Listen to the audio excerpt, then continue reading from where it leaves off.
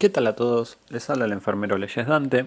Hoy vamos a ver el tema de venopunción y venoclisis. Vamos a ver cómo se realiza el procedimiento, los materiales necesarios y el rol de enfermería, ¿no? En todo esto es un procedimiento muy habitual para el enfermero, la punción de las venas, ya sea para la extracción de sangre o para colocar un catéter. Ahora vamos a ver un poquito de eso. ¿Cuáles son los objetivos de hoy? Que el alumno pueda comprender las diferencias entre venopunción y venoclisis, identificar la técnica correcta, ¿no?, de este procedimiento, reconocer elementos utilizados en el procedimiento, cuáles elementos voy a poner en la bandeja, dónde descartarlo. Ahora vamos a ver todo eso. Identificar principales complicaciones. Como todo procedimiento tiene potencial riesgo para el paciente y son riesgos bastante importantes. Y bueno, aplicar cuidados de enfermería específicos.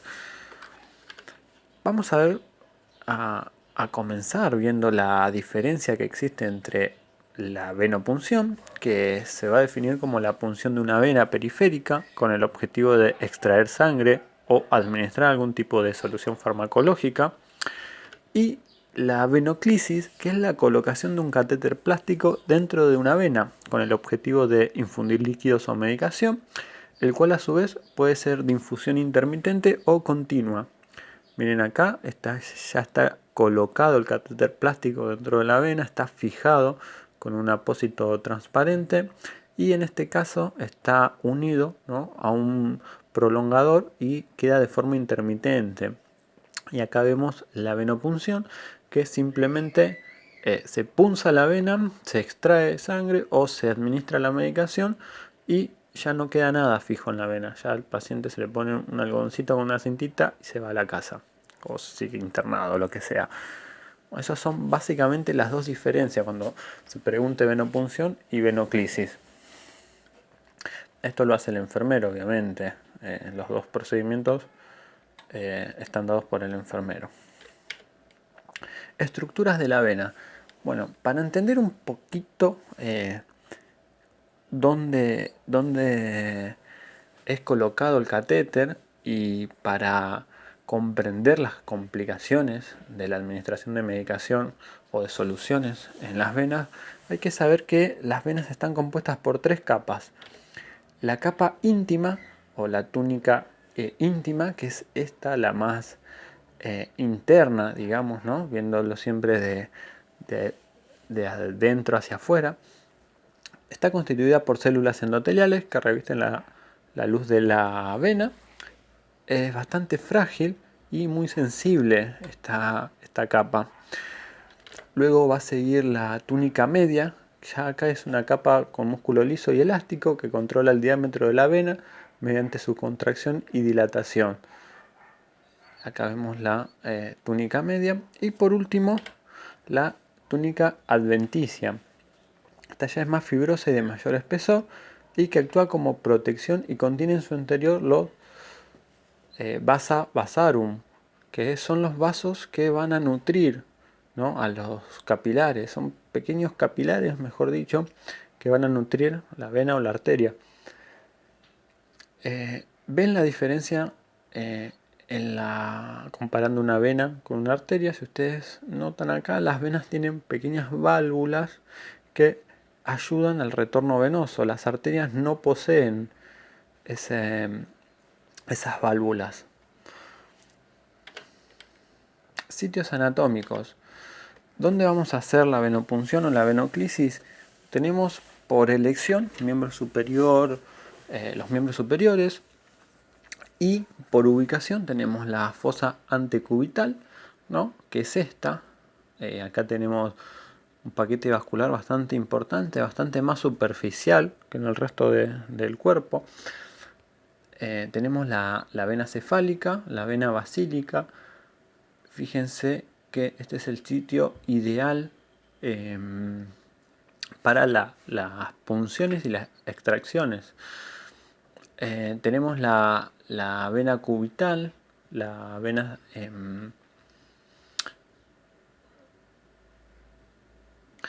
fíjense que se usa la cara anterior del brazo Si ustedes observan su propio brazo, solo hay una vena que es circunfleja, ¿no? Se va a hacer posterior y es la única que van a poder ver en el lado posterior del antebrazo.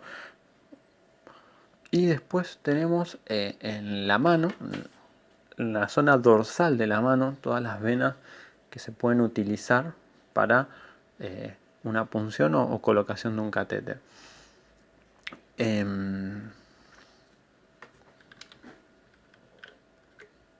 Este es un ejemplo de vena. Miren el antebrazo de esta persona, es bastante notorio las venas que tiene. Miren que son bien derechas. Estas son buenas venas para canalizar, tienen un buen grosor. Esta es una persona joven, seguro. Así que estos son buenos ejemplos, son, digamos, fáciles de canalizar. No deberían presentar mayor complicación. Puede tener complicación, sí, pero son visibles. Miren estas en el dorso de la mano. Esta es bien derechita. Esta sería una buena vena de elección para cualquier procedimiento de punción. Siempre se trata de elegir una vena distal, ¿no? Para canalizar o punzar, para no inhabilitar el resto de la vena. Ahora vamos a ver cómo elijo la vena, cómo sé qué vena tengo que elegir. Bueno, para canalizar, primero las distales, como les comentaba, por encima de puntos anteriores utilizados. Imagínense que ustedes punzan el dorso de la mano, la vena se revienta o si tenía un catéter sufre alguna complicación y tienen que volver a punzar. Bueno, del dorso de la mano van a subir y van a buscar una zona superior a la punción que ya tenía el paciente. La vena tiene que ser fácil de palpar, tiene que tener buena vascularización capital. ¿Cómo me doy cuenta que estoy palpando una vena y no una arteria o un nervio? Si ustedes palpan una arteria, va a tener pulso si el torniquete no está a full, o sea, no está muy ajustado. Un nervio, si ustedes lo palpan, es duro, se dan cuenta enseguida que es un nervio. Y una vena lo que tiene que es bastante depresible y no va a tener pulso. Entonces eso va a ser una vena. Se van a elegir o tratar de elegir el brazo no dominante del paciente para mayor comodidad, sobre todo. Esto si no es una emergencia se elige ese brazo. Venas al lado contrario al procedimiento quirúrgico. Hay procedimientos como la angioplastía, ¿no? En donde se utiliza la arteria radial, por lo general la derecha, así que la venoclisis se trata de poner en el miembro opuesto. Y se va a elegir la vena de mejor diámetro, ¿no? La que se va a adaptar a nuestro propósito. ¿Cuáles vamos a evitar? La de las extremidades inferiores, la de los miembros inferiores no se utilizan salvo que sea último recurso ya, pero se la va a evitar debido a que el flujo venoso es más difícil. El retorno venoso tiene mayor dificultad de los miembros inferiores. Las venas en punto de flexión. Fíjense que yo hablé de la fosa antecubital. Se puede poner un catéter ahí, pero al ser un punto de flexión es muy probable que esa vena termine dañándose y tengamos que cambiar el catéter, además de que es molesto y tal vez si la persona flexiona el brazo no va a infundir la medicación. La muñeca también es otra articulación en donde no es recomendable colocar un catéter debido a lo que mencioné. Y si ustedes valoran sitios cerca del pulso radial, tampoco es recomendable, justamente porque está muy próxima a la arteria, al nervio, y podemos lesionar esas estructuras que no queremos en este caso. Como dice acá, venas próximas a arterias, a válvulas. Si uno punza y siente que no deja introducir el catéter o la aguja, es porque hay una válvula. Se trata de no elegir esa zona. Venas que sean pequeñas, que se vean frágiles en la superficie, tampoco se van a usar, porque sabemos que a la punción se van a romper y tal vez si la logramos canalizar dure muy poquitas horas. venas que ya estén usadas, ¿no? Que estén irritadas, que estén esclerosadas, que sean rígidas. Miembro afectado por algún estado clínico, ya sea que tenga hemiparesia o hemiplegia. Ese miembro vamos a evitarlo justamente por esto de la afección del retorno venoso. En las mujeres, si tuvieron antecedente de mastectomía, ¿no? Si la extirpación de la mama, tampoco se va a elegir ese lado, ese brazo, debido a que en la mayoría de los casos se extrae el cordón ganglionar y por ende hay complicaciones potenciales si se punza. Hay pacientes renales que tienen fístulas o cánulas arteriovenosas que tampoco vamos a poder usar esos brazos ni punzar cerca de esos dispositivos. Zonas infectadas, ¿no? Si vemos que tiene eritema o lesiones, tampoco vamos a insertar un catéter en ese sector. Si está quemado, se trata de evitar, si tiene quemaduras o lesiones, evitemos esos lugares. ¿Qué materiales vamos a utilizar para la venopunción? Bueno, tenemos una indicación de ir a retirar sangre a este paciente, de extraer sangre. Lo que vamos a usar básicamente es una bandeja que va a estar limpia previamente. Vamos a colocar guantes en la bandeja, algodón, cinta. Los voy a clasificar, en materiales estériles, que va a ser la jeringa, la aguja, la gasa, tal vez si no tengo algodón o por protocolo de la institución utilizan gasa, bueno, esos van a ser mis materiales estériles. Mis materiales no estériles, ahí sí va a ser la bandeja que va a estar limpia, desinfectada. Guante de examinación, este procedimiento no requiere guantes estériles. El lazo, para generar lazo hemostático. Algodón con alcohol también, bueno, si no dicen nada que necesite usar gasas estériles, bueno, usamos algodón, es un poquito más barato. Ya mojamos el algodón con alcohol, lo ponemos en nuestra bandejita. La cinta es necesaria. Tubos de laboratorio, dependiendo si hay que hacer un análisis clínico, para hemograma, coagulograma, ionograma o química, diferentes tubos. También podemos llevar ya la jeringa cargada con la medicación que debamos administrar. Ya se lleva todo preparado eso. Se puede llevar el alcohol o tener cerca en el carrito de curaciones. Como antiséptico el alcohol al 70%, clorexidina al 2% o iodopovidona tópica. Esto hay que preguntarle al paciente si es alérgico a alguno de estos antisépticos. Bueno, se elige el que mejor se adapte o el que tengamos. Pero bueno, depende si es alérgico o no. ¿Cómo es el procedimiento ahora de venopunción? Antes que nada, como siempre, ahí tiene que haber una indicación médica de la extracción, por qué le estamos extrayendo sangre o administrando medicación. Se le va a explicar al paciente, ¿no? Todo lo que se va a hacer. Uno se presenta, le explica.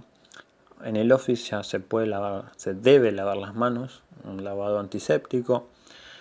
Preparo la bandeja con todos los elementos que nombré. Me acerco al paciente en una posición cómoda, si está acostado, que me muestre la zona anterior del brazo. Esto es un apoyacodos, también esto se utiliza a veces en consultorios donde se hacen extracciones, lo pueden ver en esos lugares. Coloco el lazo, palpo una vena, ya ahí me coloco guantes, ya previo a esto. Hago la limpieza, palpé la vena, hago la limpieza, realizo la punción, extraigo sangre, aflojo el lazo, esto es importante, y con un algodón, una vez que suelto el lazo, con una mano presiono el sitio de punción con un algodoncito seco y retiro la aguja. Cargo los frascos, en este caso es una extracción de sangre, retiro lo cortopunzante, ¿no? En el descartador. Esto es muy importante que lo hagan, que no dejen la jeringa con la aguja puesta por cualquier lado, que no reencapuchen. Esos son errores que pueden generar una lesión cortopunzante por accidente. En caso de que en algunas instituciones el frasco se rotula Nosotros solemos colocarlo en una bolsita con la indicación médica, todo junto, con los tubitos que necesitemos. Se coloca un algodoncito seco con una cinta o una gasita, y bueno, se le explica al paciente que si es algo transitorio, o sea, vino, se sacó la muestra, cuándo tiene que ir a retirarla, si está internado. Bueno, nada, se le explica cómo terminó el procedimiento y se deja todo ordenado. Si hay que administrar medicación, una vez que se pone el lazo, vuelvo a este paso, hicimos todo esto, llevamos la medicación, punzo la vena, aspiro un poquito, si viene sangre, aflojo el lazo y administro la medicación lentamente. No pueden dar el bolo, esto se llama administración por bolo, cuando va directo por la jeringa. No tiene que ser rápido, sino que tiene que ser lento, porque, como dije en la clase de administración de fármaco, es una vía que va directo al torrente sanguíneo la droga, el fármaco. Así que puede presentar efectos secundarios muy rápido el paciente. Así que recuerden, punzo, aspiro si viene sangre, aflojo el lazo y administro la medicación lentamente. Luego descarto lo cortopunzante, me retiro los guantes, lavo mis manos y termina el procedimiento. Se registra todo lo que hice, como siempre, y nada, termina ahí. Vamos a ver los materiales de venoclisis. Son muy similares al anterior, solamente que acá vamos a agregar, en caso de que necesitemos infundir algún fluidoterapia, vamos a llevar ya la guía conectada al Baxter, purgados, o sea, sacarle el aire a la guía. Vamos a elegir el catéter adecuado para el procedimiento, ¿no? Depende el tratamiento que tenga el paciente. En un adulto pueden usar desde la 22, desde un catéter número 22 hasta un catéter 14. Ahora lo vamos a ver, qué es esto del calibre, ¿no? Guantes de examinación, cinta, torundas de algodón, alcohol antiséptico y el lazo siempre tiene que estar. Descartador también, siempre tiene que estar el descartador o en la unidad del paciente donde se va a realizar el procedimiento o en el carrito de materiales. Este procedimiento no es estéril, pero necesitamos mantener la asepsia de estos tres materiales, del catéter, de la guía de perfusión y la gasa también. Se puede usar una gasita estéril, pero es muy importante no tocar esta zona con los guantes puestos. Esta es la parte que queda dentro de la vena y si ustedes la tocan se va a contaminar y ahí es donde los microorganismos hacen una fiesta en el torrente sanguíneo del paciente. El procedimiento, acá hice un Frankenstein con imágenes. No me gustaban los videos que vi, así que no les pude recomendar ninguno. Este tema es más fácil explicarlo cuando lo puedo mostrar con los elementos en vivo. Es mucho más fácil practicarlo también y entenderlo. Pero hice el mejor esfuerzo para que ustedes puedan comprenderlo. Vamos a localizar la vena, ¿no? Encontramos una buena vena y colocamos el lazo 15 centímetros por encima del sitio de punción. El lazo no tiene que estar ni muy ajustado ni muy flojo, o sea, si no tiene pulso el paciente es porque está muy ajustado. Realizamos la limpieza, se hace una pasada y se descarta. Se realiza la punción en un ángulo de hasta 30 grados, de 15 a 30 grados. Una vez que tenemos retorno, ven que la cámara del catéter se llenó de sangre, es porque está en la vena. Entonces se va a proceder a empujar este catéter y se introduce todo. Se va a sacar el lazo y se va a retirar el catéter metálico. El catéter metálico se va a descartar en el descartador y se va a proceder a colocar lo que es el prolongador, en este caso es intermitente también, y la fijación. La fijación puede ser con este apósito transparente, bastante lindo. Lamentablemente a veces en el hospital no hay, así que se le pone cinta al paciente. Estos son muy prácticos porque te deja ver el sitio de punción, que es uno de los lugares que mayor complicación tiene. También puede ser que a este catéter, a este prolongador, quede conectado una guía de suero, infundiendo o fluidoterapia o medicación. Una recomendación mía es procurar dejar al paciente y a la unidad en condiciones, no olvidar elementos cortopunzantes. A veces por costumbre o porque hay un solo operario, sacan el catéter, lo dejan en la cama, lo dejan en la bandeja, lo dejan sobre la mesa, a veces a este catéter cortopunzante, en vez de descartarlo. ¿Qué pasa? Conecté todo, me olvidé, me fui. En el otro turno mi compañero lo baña al paciente y se pincha, porque había un catéter que, me olvidé de descartar. Todo eso se puede evitar descartando o verificando que descarté el catéter cortopunzante. Así que es un cuidado de enfermería eso, no dejen los catéteres en cualquier lado, traten de descartarlo por su seguridad, por la seguridad de sus compañeros o de cualquier personal que ingrese a la habitación. Esto es la elección del catéter.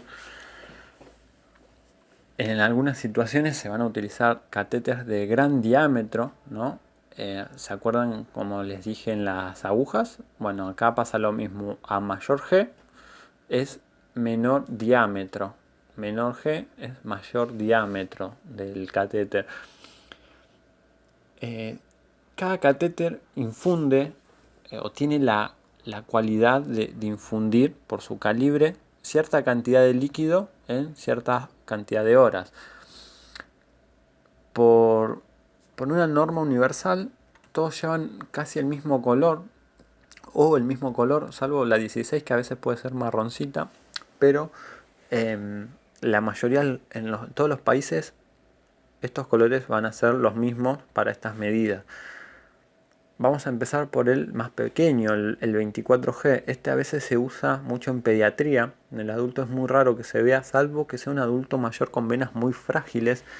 Sirve también para infusión de corta duración, una medicación que tenga que pasar en una hora y que ya no deba ser administrada. Bueno, coloquémosles un catéter pequeño. ¿Para qué queremos colocar un catéter muy grueso si va a estar una hora solamente con ese catéter puesto? Sigue el catéter azul de 24G. Miren, puede administrar en una hora 2,5 litros de líquido. El plasma puede administrar 1,6 y de sangre, que es más viscosa, puede administrar 1,4 litros en una hora. Sirve para medicación, sirve para transfusiones y sirve para fluidoterapia. El catéter rosado, que es uno de los más utilizados, sirve para lo mismo que el azul, pero tiene mayor flujo. Puede administrar hasta 4 litros de líquido en una hora. De plasma 2,7, de sangre 2,5. El verde, que es el elegido a veces en nuestro servicio en Emergento, puede servir para nutrición parenteral, puede servir para contraste también endovenoso, es el que más te piden. El mínimo calibre que te van a solicitar para un contraste endovenoso es el 18 Gauss. Sirve para transfusión y para administrar grandes volúmenes. Miren, ya en una hora ya puede administrar 6 litros de soluciones cristaloides este catéter, y de sangre 3,8 litros. Es bastante volumen para un catéter.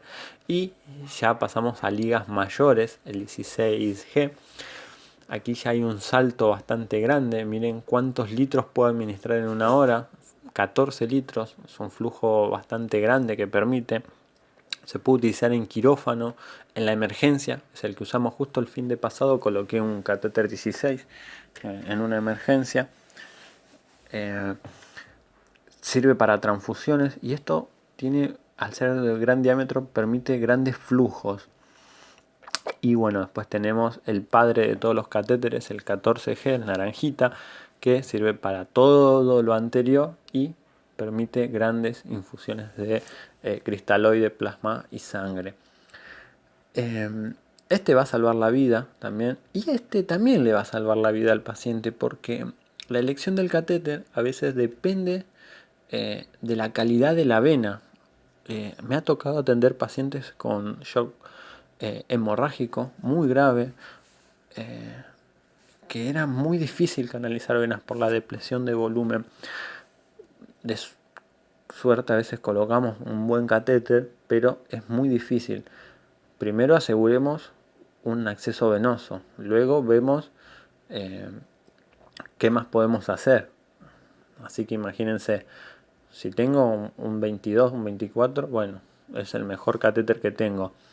Y además se adecua a la situación. Fíjense que si ustedes quieren poner un catéter 14G o 16G en una vena pequeña, es muy probable que la rompan, o es muy probable que sufra complicaciones. ¿Para qué vamos a poner un catéter de un tamaño que no vamos a necesitar?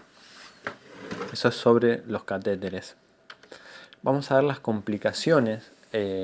Una de ellas es la flebitis, que se va a definir como la inflamación de la pared de la vena debido a una alteración del endotelio y caracterizada por la presencia de los siguientes signos y síntomas: dolor, eritema, va a estar sensible al tacto, va a tener calor, va a estar hinchada esa zona, va a estar inflamada, va a estar dura, puede estar purulenta o se puede palpar un cordón venoso.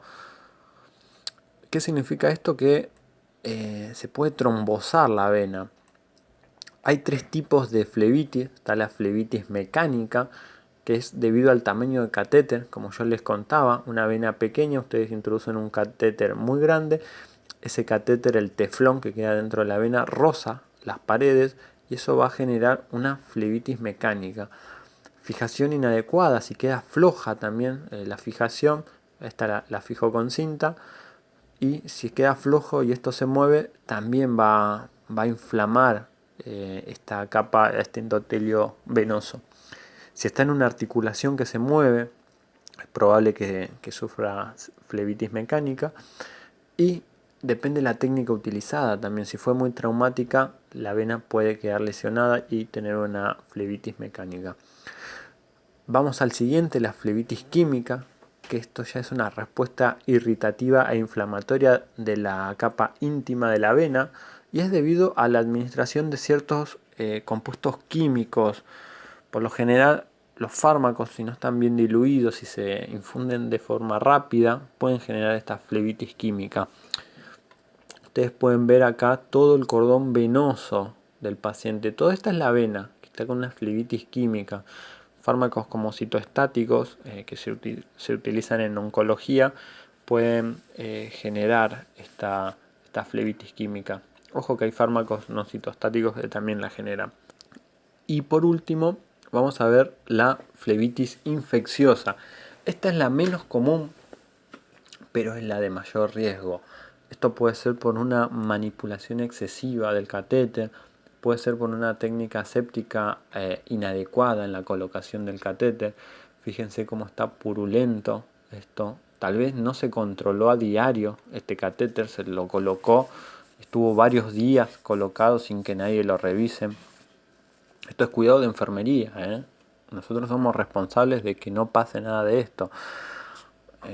Imagínense que este paciente tal vez estuvo 2 o 3 días que nadie revisó el catéter o más, 4 o 5 días. El catéter puede estar entre 92 horas, 96 horas a menos de 7 días. Dependen normas institucionales. Antes se retiraba cada 72 horas, ahora se amplificó eso porque no demostraba riesgos el catéter, a menos que tenga algo de esto. Si tiene algo de esto hay que retirarlo por más que tenga 24 horas puestas el catéter. Esta es una escala que te va a ayudar a entender qué hago, ¿no? Si me encuentro con una valoración de flebitis.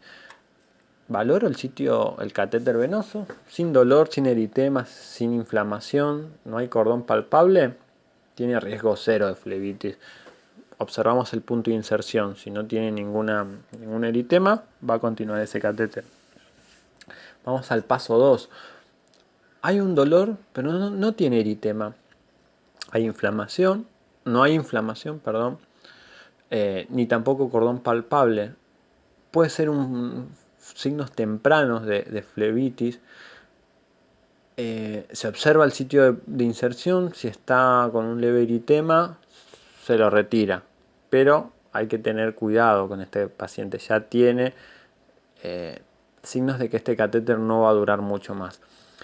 Pasamos a un riesgo 2, ¿no? de flebitis. Ya acá va a haber un dolor con eritemas o inflamación, no hay cordón palpable todavía. Esto es inicio de flebitis y es indicación de retirar el catéter. Ya cuando hay dolor con eritema, se retira el catéter directamente, no se observa ni el punto de inserción. Riesgo 3, ya hay dolor, eritema, inflamación, hay endurecimiento o un cordón venoso palpable menor a 6 centímetros por encima del sitio de inserción. Ya acá hay una etapa media, acá hay que retirar el catéter y hay que valorar un tratamiento para esto que se está formando. Esto se pueden formar trombos en este cordón venoso. Entonces, al formarse trombos, el trombo viaja, se inserta en una arteria coronaria, en una arteria pulmonar o ahí en el polígono de Willis. Tenemos una ACV, todo por un catéter periférico. Grado 4, dolor, eritema, inflamación, todo lo que ya venimos diciendo. Ya hay un cordón mayor a 6 centímetros.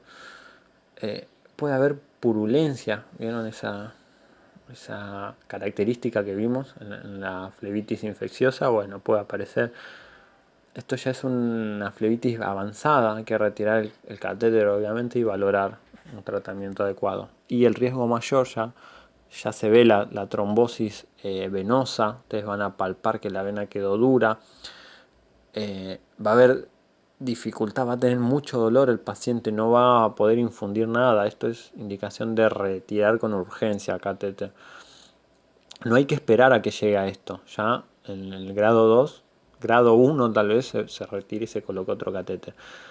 Recuerden realizar la valoración diaria del catéter, ustedes están a cargo del paciente, y su retiro inmediato si existen signos o síntomas de flebitis. Sepan también algo que no dije, que el catéter colocado en la emergencia se retira antes de las 48 horas, debido a que en la emergencia a veces se puede ensuciar la técnica debido a la situación, así que ese catéter se retira antes de las 48 horas para evitar complicaciones. Vamos a ver la otra complicación, que es la infiltración, que es el desplazamiento del líquido no vesicante infundido al espacio fuera de la vena. Esto va a causar dolor e inflamación. Tarea para el hogar, buscar qué significa vesicante. Acá lo que va a pasar es que la punta del catéter va a estar fuera de la vena, o tal vez todo el catéter, si lo colocaron mal, no chequearon que haya retorno. Puede estar fuera de la vena, y cuando ustedes infundan, en vez de ir al canal venoso, se va a otro espacio. Esto va a generar que el tejido se edematice y va a tener dolor e inflamación. Mire esto ya es una infiltración bastante grave. No hay que llegar a esto. Esto ustedes palpan, si está frío, doloroso, esto es infiltración. Por lo general la flebitis está caliente en la extremidad. Y la otra complicación muy grave es la extravasación, que es el desplazamiento del líquido vesicante infundido al espacio fuera de la vena. Causa irritación y necrosis de los tejidos. Soluciones como el potasio, el glucosado al 10%, la noradrenalina, la dobutamina, la dopamina, la fenitoína. Hay muchos fármacos no citotóxicos. Los citotóxicos son los que mayor riesgo tienen al extravasarse de generar esto, de generar ampollas y necrosis en la piel. Y esto es responsabilidad nuestra, chequear que el catéter esté permeable. ¿Cómo chequeo que el catéter esté permeable? Puedo aspirar, y si viene sangre es porque está en la vena. Puedo bajar el Baxter, la guía del suero, puedo bajarla por debajo del nivel del catéter y tiene que tener retorno de sangre. Si pasa eso es porque está en la vena. Si no pasa nada y veo que está inflamado, no administro ninguna solución que genere extravasación. Esto es muy peligroso para el paciente. Miren, esto está necrosado, el tejido se murió. Así que esto es una complicación muy grave. Por eso nuestra tarea es muy importante, valorar que esté permeable, que esté en condiciones de recibir estas medicaciones. Si el paciente no tiene buenas venas para ser canalizadas, se le avisa al médico y que valore si va a necesitar un tratamiento más prolongado, la colocación de un acceso venoso central. A veces esa práctica la van desplazando, no sé, por algún motivo, y siguen exigiendo con los catéteres periféricos y el brazo del paciente le queda hecho un colador, porque al no tener acceso, yo más de 2 veces no pruebo, ya con una vez, si tiene accesos venosos difíciles, punzo una vez y no tengo un resultado positivo, es muy probable que no lo punce más y que se le coloquen, que hable con el médico o algún compañero si lo quiere valorar y punzar él, pero más de una vez no voy a punzar si es difícil acceso. Les voy a dejar una frase para reflexionar que encontré mientras buscaba bibliografía sobre el tema. Dice: hay algunos pacientes a los que no vamos a poder ayudar, pero no hay ninguno al que no vamos a poder dañar. Eso ténganlo siempre en cuenta. Todos nuestros actos sobre el paciente van a generarle un potencial daño. Esta frase la dijo Arthur Bloomfield. Fue un médico estadounidense, también profesor de una universidad, la Universidad de Stanford. Es una reflexión bastante importante, ¿no? Siempre le digo que una de las causas de muerte es el error humano, ¿no? Y nosotros somos parte de ese error humano al medicar incorrectamente, al colocar, infundir medicación en un catéter que no está permeable. Todas esas pequeñas acciones que se pueden evitar pueden generar un daño en el paciente. Tengan en cuenta que ese paciente el día de mañana puede ser su madre, su hermana, su hijo, ustedes mismos. Así que trabajan con personas, o sea, tengan cuidados humanizados. Bibliografía: encontré una página que se llama Flebiticero, donde tiene muchos PDFs muy interesantes sobre el tema. Es el único lugar que encontré, además de tesis que hablan sobre el tema, que me podía ayudar con esta clase. Muchas gracias por escucharme y hasta el próximo video. Miren, este se parece a mí pero afeitado, más o menos así soy. Saludos, chau chau.